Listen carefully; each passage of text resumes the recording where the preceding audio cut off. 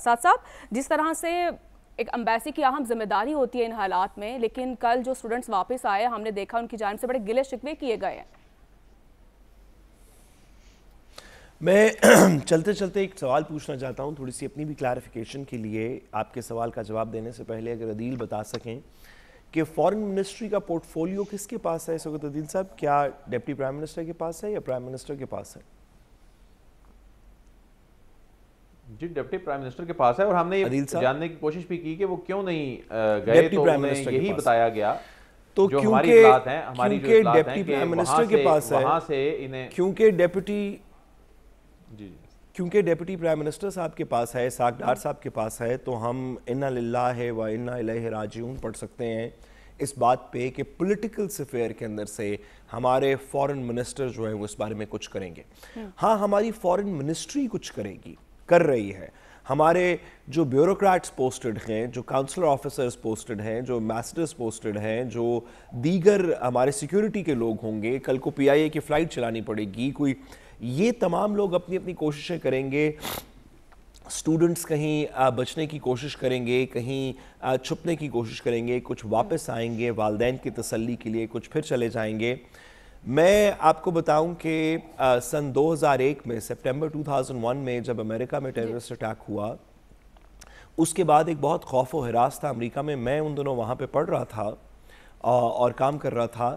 تو ایسے ہی لگتا تھا کہ ہر مسلمان خطرے میں ہے۔ ایسے کچھ ہفتوں کے لیے ایک ایسا ماحول کریٹ ہو گیا، ایسی افواہیں پھیلنی شروع ہو گئیں جس میں لگتا تھا کہ آپ تھوڑی دیر کے لیے بھی باہر جائیں گے تو یہ نہ ہو کہ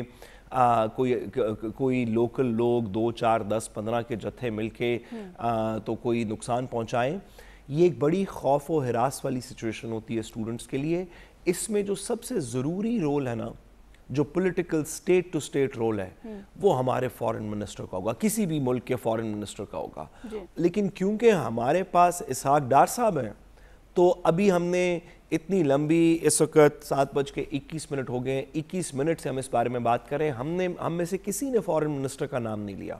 نہ اسٹوڈنٹ نے، نہ میرے دونوں دوستوں نے، نہ آپ نے۔ میں نے بھی ابھی سوال پوچھا اس وجہ سے کہ اس میں جو سب سے غیر مؤثر شخصیت اس وقت نظر آ رہی ہے، یہ تو درست ہے کہ ہماری فورن آفس نے کچھ بیان دیے، ہمارے فورن سیکرٹری کچھ کام کر رہے ہیں، وہاں کے ایمبیسڈرز کام کر رہے ہیں، لیکن جو سب سے غیر مؤثر شخصیت آپ کو اس میں نظر آ رہی ہے وہ اسحاق ڈار صاحب کی، if he still holds the foreign ministry کا پورٹ فولیو، جو کہ عدیل کہہ رہے ہیں کہ he does۔ ایسی سچویشن کے اندر بچے اور کیا کریں؟ وہ اپنے لوکل کاؤنسلر سے بات کریں گے، وہ لوکل ایمبیسڈر سے بات کریں گے، لوکل ایمبیسڈر یہاں پہ واپس بات کرے گا، یہاں سے کوئی ارینجمنٹ ہوگی، بٹ وہ جو سٹیٹ ٹو سٹیٹ انٹریکشن ہے، پرائم منسٹر صاحب ایک کال کر سکتے ہیں، دیگر اس طرح کے شاید کام کر سکتے ہوں، لیکن فورن منسٹر جن کا یہ فل ٹائم کام ہے، اگر کوئی بھی مناسب شخصیت فورن منسٹری کا پورٹ فولیو ہولڈ کر رہی ہوتی تو وہ آج سارا دن اور کوئی کام نہیں کرتا سوائے اس ایک کے، کیونکہ وہاں پہ اسحاق ڈار صاحب ہیں تو بچوں کو اپنے دیگر لوگوں کو اپنے انتظام کرنے پڑ رہے ہیں۔ اگر وہ کچھ کر بھی دیں، مسئلہ یہ نہیں ہے کہ وہ کچھ کر نہیں رہے، اگر وہ کچھ کر بھی دیں تو کسی کو اعتبار نہیں ہوگا کہ یہ واقعی کسی پایہ تکمیل پہ پہنچے گا۔ یہ اس وقت مسئلہ ہے۔ اگر حکومت وقت مہربانی کر کے فورن منسٹری کی جگہ پہ، فورن منسٹری کے پورٹ فولیو پہ کسی ایسے شخص کو تعینات کر دے جو اتنا بڑا نہ ہو کہ اس کو ڈپٹی پرائم منسٹر بننا ہو، وہ اتنا چھوٹا سا ہو کہ پاکستان کی ناقص سی فورن پالیسی کے اوپر اور ان بچوں کے اوپر اور دیگر بائیلیٹرل ریلیشنز پہ فوکس کر سکے، تو میرا خیال ہے کہ آگے کے لیے بہتری ہوگی۔